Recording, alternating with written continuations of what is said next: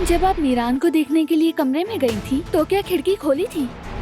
दिलान बहुत चालाक है, वाकई महसूस कर लिया। अल्लाह करे जो आया उसका कभी पता ना चले।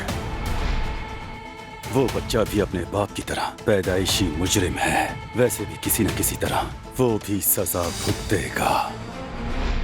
अगर कबीले के कानों तक बात पहुंच गई, अगर महफिल में से कोई उठकर कहे कि तुम्हारी बहू ने ये किया, तो हम क्या करेंगे बताओ? दोस्त और दुश्मन को क्या मुंह दिखाएंगे? शाहिद पकड़ा गया है। तुम ये पता करो कि शाहिद को कहाँ रखा हुआ है। इतना आसान नहीं है ये जानना। तुम तो 4 लोग थे, चौथा आदमी कहाँ है? वो तो काम के बीच में ही चला गया।